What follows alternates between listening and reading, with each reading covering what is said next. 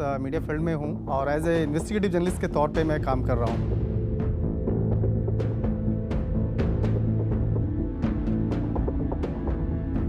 यहाँ एक tri junction है, हरियाणा, राजस्थान और उत्तर प्रदेश राज्यों के बीच। इसे मेवात क्षेत्र कहते हैं। ये जगह साइबर क्राइम के हॉटस्पॉट के तौर पर जानी जाती है। साउथ दिल्ली से हम लोग इस वक्त में निकले हैं और हम लोग जा रहे हैं हरियाणा के मेवात रीजन में। पुनहाना गांव है जो तकरीबन 90 से 95 किलोमीटर का फासला है साउथ दिल्ली से। तकरीबन 95 से ज़्यादा गांव है पुनहाना तहसील में। चर्चा है काफ़ी सालों से कि वहाँ पर साइबर क्राइम के मामलों को अंजाम दिया जाता है, क्योंकि वहाँ पर कैमरा लेके जाना और वहाँ की रिपोर्ट करना थोड़ा मुश्किल भरा है।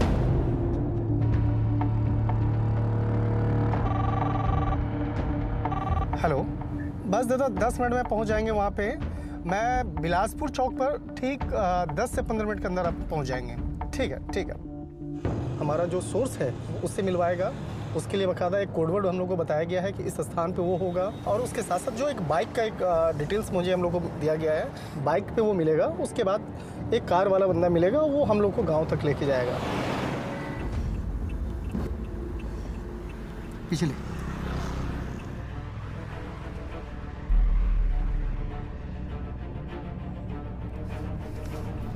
पिछले बस बस बस।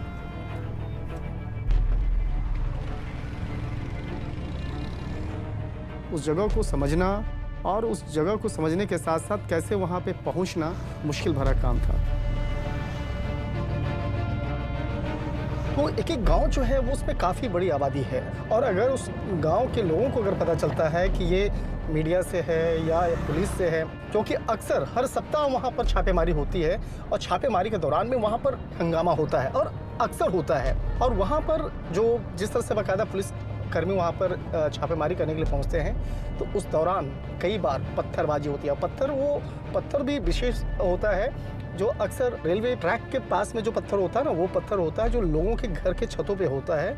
और जैसे ही वहाँ पुलिसकर्मी पहुँचते हैं छापेमारी करने के लिए, तो उसके बाद उन पत्थर से बाकायदा अचानक हमला किया जाता है, और उस छापेमारी के दौरान आरोपी को बचाना वो उनका मुख्य लक्ष्य होता है, और उसको बचाने के लिए ये सब तमाम तैयारी की जाती है।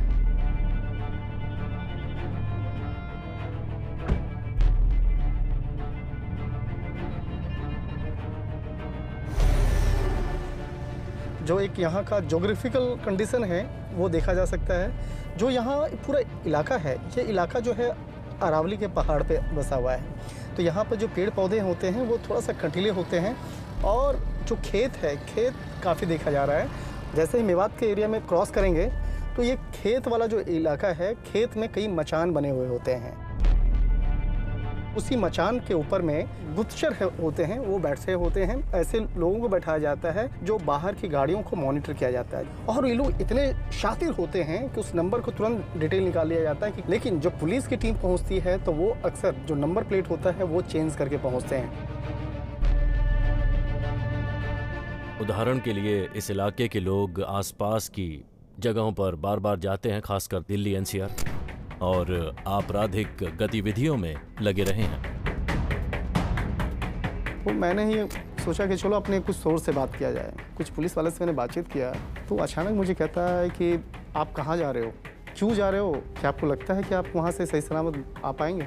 एक चीज़ और मुझे बताइएगा कि जैसे हम लोग सोच रहे हैं कि आज पूरा इस एरिया को कवर करके भरतपुर लोकेशन की ओर मूव करने के लिए, तो वो कैसा रहेगा? भरतपुर में अगर कुछ हो सकता है क्या उधर उस लोकेशन साइड में? I won't advise that. I won't advise. अच्छा, मैं एडवाइस नहीं करूँगा। अच्छा अच्छा, बहुत खराब एरिया है। ठीक ओके, है, ये है ओके। कि यहाँ के लोग फिर भी थोड़े से रीजनेबल हैं। हाँ। भरतपुर वाले ना बहुत बदमाश हैं। ओके, ठीक है, ओके। वहाँ पर हमेशा ही कांड होता है, तो मैं नहीं बिल्कुल एडवाइस करूँगा कि आप वहाँ जाएं। ठीक अच्छा है? अच्छा अच्छा।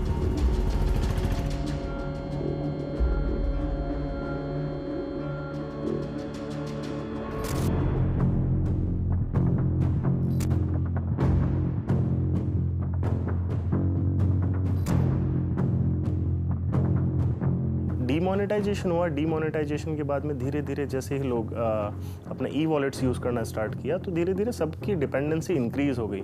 और लॉकडाउन जैसे ही हुआ तो लॉकडाउन के बाद में तो ऑलमोस्ट सारे के सारे पेमेंट्स ऑनलाइन होने लग गए। तो ऑनलाइन पेमेंट्स की इंक्रीज़ इतना ज़्यादा हुआ कि हाँ, अब KYC अपडेट के नाम पे कोई नोटिफिकेशन आएगा कि आपका ई वॉलेट अकाउंट एक्सपायर होने वाला है तो यू विल बी स्कैर्ड कि हाँ, अगर मेरा अकाउंट बंद हो गया तो मैं ट्रांजेक्शन्स कैसे करूँगा। बट उस टाइम पे ये सेकंड थॉट माइंड में नहीं आता है कि ये कहीं फ्रॉड तो नहीं है मेरे साथ। जामतारा फेमस हुआ, जामतारा के बाद में अब ये एक प्लेस है जो फेमस हो गया और जामतारा को इसने काफ़ी पीछे छोड़ दिया। मुझे लग रहा था कि कोई लोग मुझे मॉनिटर कर रहा है, कुछ मुझे विशेष तरह से ऑब्जर्व कर रहा है। धीरे बढ़ते उसके बाद हम लोग एक लोकेशन पे पहुँचे। उस लोकेशन पे हमने कुछ लोगों को बुलाया बातचीत करने के लिए, जिससे मुझे बात करनी थी। उससे बुलाया, उससे बैठ कर बातचीत करना मैंने स्टार्ट किया। अचानक उसके पास एक कॉल आता है। वो उठ कर वो कहता है नहीं, मैं आपसे बात नहीं करूँगा। गए और बुला लियो कुछ भी ये को सज्जन घर है, फोन कर दे उन्हें घर अरे कुछ ना है अब ना कहीं और बुला लियो यार, कहा भी ये बात कहाँ में। दोस्त सुन लो, एक मिनट रुक जाना, मेरी बात सुनो। सुन ली मैंने तुम्हारी बात। कुछ भी ना हुआ, वीडियो बना के यूट्यूब पर छोड़ोगे, कुछ भी ना हुआ। कई बार होता है कि अपने कैमरा पर्सन को बोले कि रोल, जो जा रहा है आ रहा है रोल करो, लेकिन इतनी हिम्मत उस वक्त में मुझे नहीं थी कि मैं अपने कैमरा पर्सन को बोलूं, या कैमरा पर्सन भी चुपचाप शांत होकर देखते रह गए कि हो क्या रहा है। उसके बाद फिर एक दूसरा शख्स आया, मुझे बोलता है कि आप हो कौन, क्या आप पुलिस वाले हो। हमने बताया कि मैं आप लोगों से बातचीत करने के लिए आया हूँ, और उसका विश्वास जीतने के लिए मैंने अपना पर्सनल मोबाइल नंबर बताया, और यहाँ तक कि अपने पर्सनल जो हमारी आइडेंटिटी है मैंने वो कार्ड दिखाया कि मैं यहाँ रहता हूँ और मेरा नाम ये है, अपने संबंधित तमाम जानकारियाँ दी। ये आसान नहीं था। आपको उसकी ऐड करनी है ना, ओला उबर के, वो कटिंग कैसे करते हैं। हाँ, उसके लिए उसके पर्पज से था। चलो आप चालू करो। अरे खूब पता लग जाला है जब ऐसी बात है तो। मेरा यूट्यूब पर और चला दें तो और वो और बढ़ जाऊंगे मेरे फॉलोवर। ठीक है, और बताओ। नहीं बैठ जाओ। अरे तो गंदी हो रही होगी, मैं साफ करूँगा। इतनी बढ़ाओ, यहाँ से ऊपर। जिस लोगों को मैं आम ग्रामीण समझ रहा था कि गांव का है, बहुत कम उम्र के लड़के हैं, वो इतने तकनीक के मामले में इतने एक्सपर्ट हैं कि जिस चीज़ों को हम लोग सोच नहीं पाते हैं, वो हमें कई चीज़ों के बारे में बताया। सबसे पहले हम ये जानना चाहेंगे कि बचपन से लेकर अभी तक का सफ़र कैसे आप लोग गुजरा है। मैं जी 3 क्लास पढ़ा हूँ, तीसरी तक सरकारी स्कूल में। हमारे यहाँ ये प्राइवेट स्कूलों की कोई व्यवस्था है नहीं, इतना घर में पैसा भी नहीं है, तंगी बहुत होती है घर में, गरीबी है यहाँ की और अनपढ़ता है। जब गरीबी है तो अनपढ़ लोग हैं तो वो सोचेंगे कि कहाँ से पैसा है, तो गलत तो करेंगे ही कि आसान तरीके से पैसा आ रहा है। फ़ोन कॉल वाला है, साइबर क्राइम जिसको हम लोग कहते हैं, आप लोग कुछ और भी कहते होंगे उसको, फ़ोन कॉल जो करते हैं, अब पता नहीं क्या आप लोग बोलते हैं। टटलू काटना बोलते हैं। टटलू काटना बोलते हैं उसको। टटलू। अच्छा, तो ये फ़ोन वाला जो सिस्टम है किस तरह से बाकायदा फिर आप लोग सोचे, और कैसे, क्या मौज मस्ती से ही ऐसे स्टार्ट हुआ या? हाँ, मौज मस्ती से। इसमें ऐसा करते हैं कि फ्रॉड सिम ले लेते हैं और उसमें जगह जगह कहते हैं कि ये चीज़ हमारे पास बिकाऊ है सस्ते में, पहले ही नहीं है फ्रॉड चीज़, फ्रॉड आईडी की सिम लेते हैं। सिम लेने के बाद में 4-5 को फ़ोन लगाते हैं, कोई आ जाता है तो उसको पकड़ लेते हैं, पैसे वैसे ले लेते हैं, जो आ जाता है वो ठीक है, जो नहीं आता उसकी किस्मत अच्छी होती है। तो इनिशियली मेरा थॉट प्रोसेस यही था कि जो गाँव से हैं या जो रूरल एरियाज से हैं या जो लेस टेक्स हैवी हैं या जो स्मार्टफोन भी यूज़ करना नहीं आता जिन्हें, वो विक्टिम्स हैं। बट इवेंचुअली जब ये देखा मैंने कि हाँ, एक चार्टर्ड अकाउंटेंट भी विक्टिम है, एक बैंक ब्रांच मैनेजर भी विक्टिम है, एक एडवोकेट भी विक्टिम है, एक IAS ऑफिसर विक्टिम है, एक IPS ऑफिसर विक्टिम है, और इवन सीनियर पॉलिटिशियंस वो भी विक्टिम हैं। क्योंकि अब हम 8-10 बंदे हुए तो एक तो उसमें पढ़ा लिखा होना चाहिए ना, बाकी तो अनपढ़ होंगे ना, उसके सहारे से वो भी सारे कर देते हैं काम, जैसे वो बताता है, उनको गाइड करता है कि आपको ये करना है, वो करना है। तो जो बातचीत करने का जो तरीका है आप लोग कहाँ सीखे? वो क्या टीवी पे देख के? बात करने के लिए तो बंदे होते हैं ना, वो बात करने के लिए तो हमारे पास जैसे 4-5 बंदे हो गए, 6 हो गए, 8-10 कट्टे हो गए, तो जैसे 2-4 में जो एक ऐसा होता है प्रोफेशनल जो बात करता है, बात करने के लिए अलग होता है। ज़्यादातर क्या इसमें लड़के ही हैं या ज़्यादा उम्रदार वाले लोग भी हैं? सारे, छोटे से लेके बड़ा तक, सब तक है। सबको जिसको जिस रूप में लेना होता है उसको वही काम दे देते हैं। 10 साल का हो, 15 का हो, 20 का हो, 50 का हो, 60 का हो, सब करते हैं। तो उसे आपके क्रेडिट कार्ड क्रेडेंशियल्स चाहिए, आपका OTP चाहिए जिसे वो इस्तेमाल कर सके। वो 3 तरीकों से अपने काम को अंजाम देते हैं। पहला है डराना, दूसरा है लालच देना और तीसरा तरीका है भेष बदलना। तो एक खास तरह की धमकी देना, जैसे कि आपका अकाउंट ब्लॉक होने वाला है या आपका कार्ड ब्लॉक होने वाला है, या फिर अगर आपने KYC वेरिफिकेशन नहीं किया तो आपको पेनल्टी देना पड़ेगा। दूसरा है लालच, यानी कि आपको कैशबैक मिलेगा या आपने कोई इनाम जीता है। और तीसरा है भेष बदलना, यानी वो कोई बैंक ऑफिशियल बनकर आपसे बात करेंगे या उस इंसान का कोई पहचान वाला बनकर आपसे बात करेंगे। और यही वो तरीके हैं जिससे ये अपनी इस धोखाधड़ी को अंजाम देते हैं और अपना काम निकाल लेते हैं।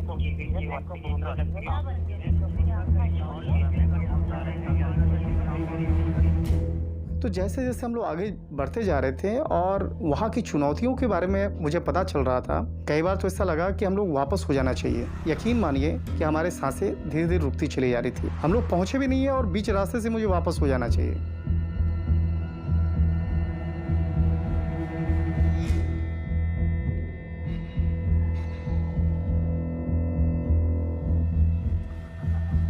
आस पड़ोस के गांव में ये काम चलता है, तो देखते देखते वो लोग मतलब पैसे, बाइक, पैसे मतलब देखने को थोड़ा ऐसा लगता है कि भाई हम भी ये करें। तो फिर सब जब पूरा काम करता है, सब करते हैं, तो फिर अपना भी मन कर जाता है, तो फिर ऐसे हम करने लग जाते हैं।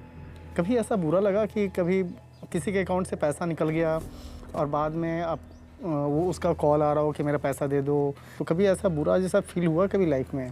लगता है, कभी कभी होता है। जैसे 1-2 लोग ऐसे रहते हैं कि उनका पैसा भी कम लेते हैं हम लोग, 1-2 हज़ार, लेकिन वो ज़्यादा मतलब गिड़गिड़ाते हैं, रोते हैं, तो 1-2 हज़ार से हम भी वापस कर देते हैं, लेकिन 10-20 हज़ार का कोई वापस नहीं है। जो बड़े मछली हैं, बड़े मछली का पैसा लेने में कोई हाँ, कोई अफसोस टेंशन नहीं नहीं है। है, कोई अफसोस नहीं है।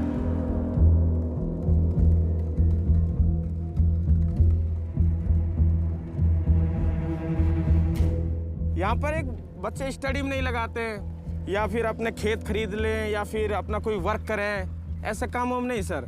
उर्फुर बहुत सारे ऐसे भी हैं वहाँ पर जो कि दिल्ली, उत्तर प्रदेश, राजस्थान वहाँ से कोर्स करके आते हैं और अपने गांव में रहते हैं। उसमें से कुछ ऐसे लड़कों से मेरी बातचीत हुई जो काफ़ी पढ़ा लिखा है। फिर मैं हिसार से मैंने इंजीनियरिंग की थी, डिप्लोमा पॉलिटेक्निक, तो वहाँ से इंजीनियरिंग करने के बाद मैं आ गया था। तो फिर भी जी सर वही 10-5 हज़ार रुपये की नौकरी मिलती थी बाहर, उससे अच्छा मैंने कि सर जी अपने यहीं से अच्छा है। जो मेवात रीजन है वहाँ के लोग काफ़ी मेहनती होते हैं, लेकिन जो यूथ है, यूथ क्यों डाइवर्ट हो रहा है? तो एक चीज़ ऑब्जर्वेशन पता चल रहा है कि ये यूथ बहुत ज़्यादा मेहनत नहीं करना चाहते हैं और आसान तरीके से पैसा कमाना चाहते हैं। तो कहीं ना कहीं ये सोच साइबर क्राइम के मामलों को और ज़्यादा बढ़ा रहा है। पहले तो इसको करते हैं मजबूरी में, भाई पैसे की घर गृहस्थी खराब है, दुर्दशा सुधारने के लिए। बाद में ये हो जाता है शौक, फिर ये अपना हो जाता है बिजनेस एक प्रकार से। फिर इसके बिना चैन नहीं पड़ता है। जिस लाइन में एक बार बंदा चला जाता है फिर बार बार वो करता ही रहता है। जब मैं पढ़ाई करता था तो फिर जो कंप्यूटर सोचती थी मैं कि यार मैं भी कंप्यूटर सॉफ्टवेयर इंजीनियर हो। सारी सर बचपन में तो बहुत ख्वाहिशें थी, लेकिन जैसे धीरे धीरे बड़े होते गए ना, वो जैसे भी हालात बदलते गए सर, वो सारी ख्वाहिशें सब खत्म हो गई। अब आपके सामने देखते रहो कहाँ बैठे हैं।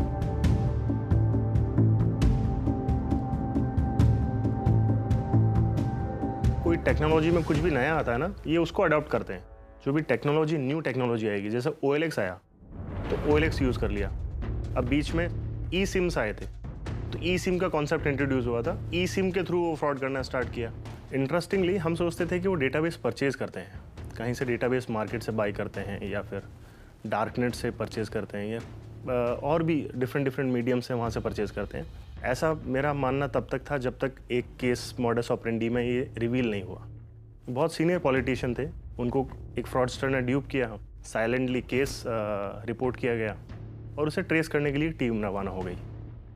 सीनियर ऑफिसर्स का सबका यही कंसर्न था कि इसके पास नंबर कहाँ से आया, इतना सीनियर पॉलिटिशियन है, इनका नंबर हमारे पास नहीं है, दूसरे पॉलिटिशियंस के पास नहीं है, तो इनका पर्सनल नंबर रिवील कैसे हुआ, नंबर कहाँ से मिला। उससे क्वेश्चन पूछा कि नंबर कहाँ से मिला, तो उसने कहा सर नंबर कहाँ से मिलना होता है, एक 10 डिजिट के नंबर की सीरीज़ लेते हैं, लास्ट में 1 2 3 करके ऐसे नंबर चेंज करते जाते हैं और जिसको फ़ोन लगता है उसको लगा देते हैं। हमें क्या मालूम कौन मंत्री है और कौन IAS ऑफिसर है। कैसे आप लोग को डेटा कहाँ से मिल जाता है, सब लोगों का नाम नंबर जो जानकारी वो सब कैसे मिलती है? यूट्यूब पे से लेते हैं, जो भी सर्च करो यूट्यूब पे डालो निकालो, सर्च करो गूगल पे डालो, कुछ भी निकालो, किसी भी चीज़ की इंक्वायरी कुछ भी लेना हो तो अपने डालो और अपने पूरी इंक्वायरी लो।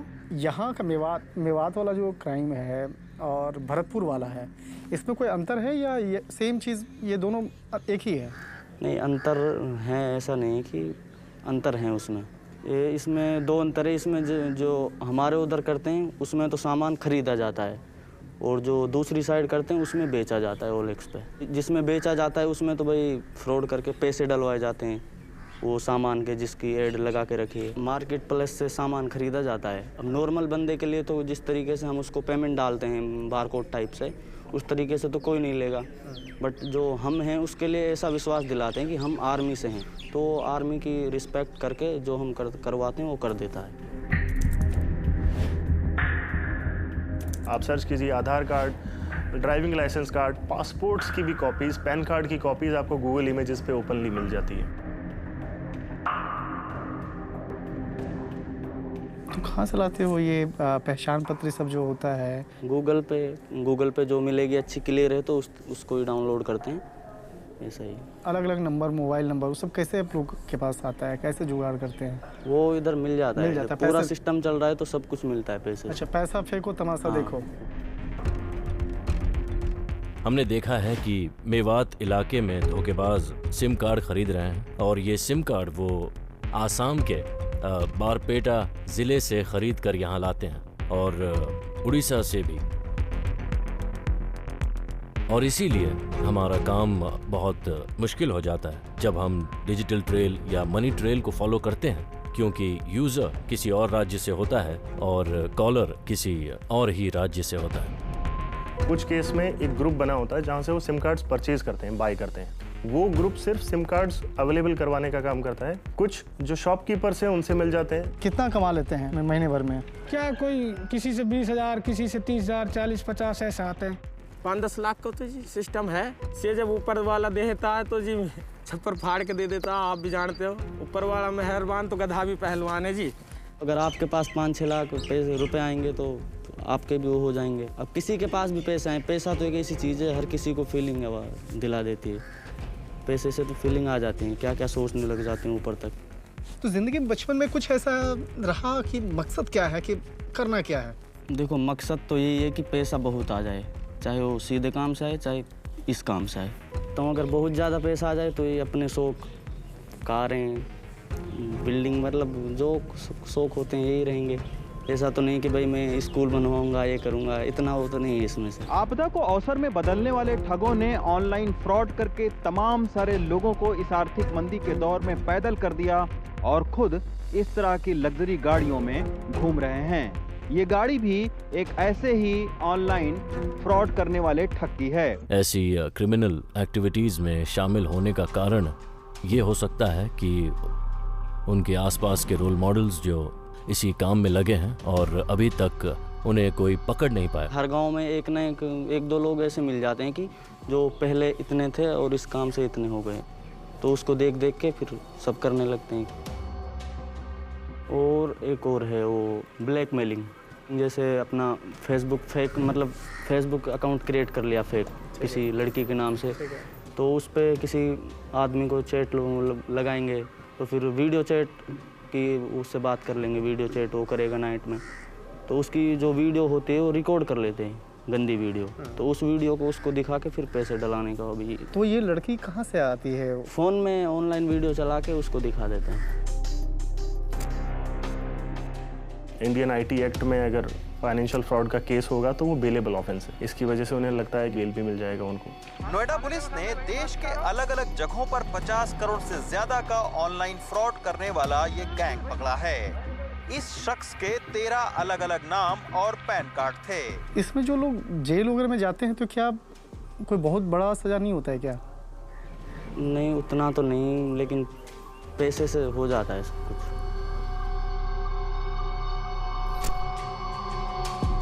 यूपीआई के आने के बाद ट्रांजैक्शन करना बहुत आसान हो गया और धोखेबाजों के लिए भी इसी वजह से धोखाधड़ी करना और भी आसान हो गया। ट्रेंड में उन्होंने चेंज क्या कर दिया, ट्रेंड में चेंज ये कर दिया कि परचेजिंग करो, बट परचेजिंग करने के बाद में जो पेमेंट है, जो पेमेंट फाइनली क्रिप्टो करेंसीज में इन्वेस्ट कर दो, क्रिप्टो करेंसीज में इन्वेस्ट कर दो, क्रिप्टो करेंसी बाय सेल करो या फिर क्रिप्टो करेंसी में पेमेंट किसी को ट्रांसफर करो, बिकॉज क्रिप्टो करेंसीज अपने आप में एक कॉम्प्लेक्स इन्वेस्टिगेशन है। ये जो भी ये पैसा आता है जनाब, एक तो जाता है यहाँ पर शराबों में, क्योंकि गांवों में हर जगह ठेके खुला रखे हैं, परचूनों की दुकान में ठेके हैं सर। अब बात कहने की 1000 गांव की बस्ती है और उसमें 20 ठेके हों, बताओ।